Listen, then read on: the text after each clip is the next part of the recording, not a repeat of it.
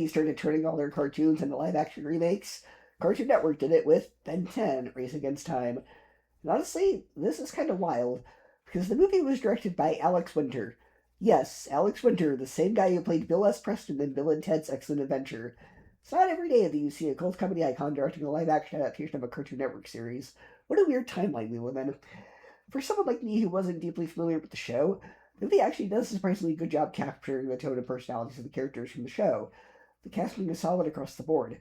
Greg Phillips feels like a believable version of Ben brought into the real world, and the filmmakers made a fun little continuity decision by casting the original voice actors of Ben's parents from the cartoon to play them in live action. It's a nice nod to fans of the show. And of course, Lee Majors plays Ben's grandpa, and he's awesome in this too. The premise itself is a clever extension of the series setup. In the cartoon, Ben spends the summer traveling around with Grandpa Max and Gwen after discovering the Omnitrix, the device that lets them transform into alien heroes.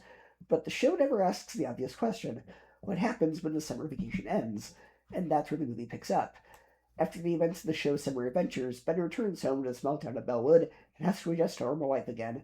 School is starting, the alien threats seem to have stopped, and Ben is expected to go back to being an ordinary kid. The problem is that Ben has spent months saving the world and transforming into powerful aliens, and now suddenly he's stuck dealing with homework, bullies, and teachers.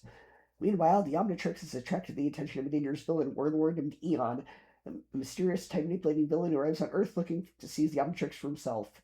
His plan involves using the device to manipulate time and conquer multiple worlds across different timelines. As Eon begins attacking Bellwood and hunting for Ben, the stakes escalate quickly.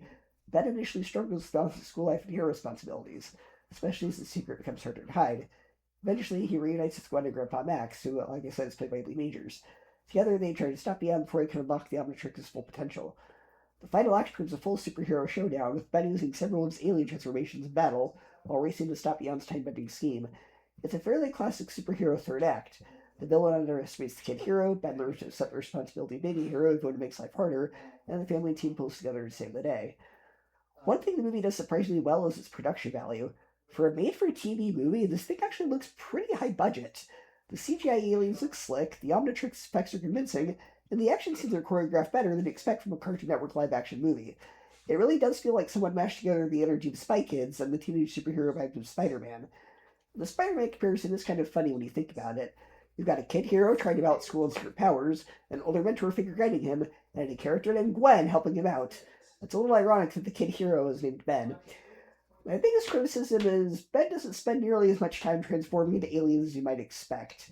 Considering the entire appeal of the show is a kid who can become a bunch of different alien superheroes, the movie surprisingly keeps him in human form for long stretches. But I'm pretty sure that was probably just a budget choice because when you've got TV movie money, the decision was pretty simple.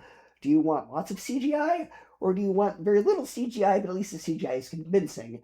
This movie wisely chose quality over quantity, and I'm good for that. I'd rather have a few minutes of really good CGI effects than a lot of CGI effects that look like crap. And honestly, considering how rough some live-action cartoon adaptations have been, Last Airbender, this one could have turned out far worse. The characters feel like themselves, the tone matches the spirit of the show, and the story feels like a natural continuation of the series rather than a bizarre reinvention. Take that, Shyamalan. In the end, Ben 10 Race Against Time isn't some groundbreaking superhero movie, but as a live-action Cartoon Network experiment, it works better than its reputation suggests. It respects the source material, delivers some fun action, and proves that the world of Ben 10 actually could work in live action if given the right budget and creative team. Honestly, the biggest takeaway watching it is this. Imagine how awesome a properly funded theatrical Ben 10 movie could be. For me, it gets a B and 8 out of 10, and 4 out of 5 stars.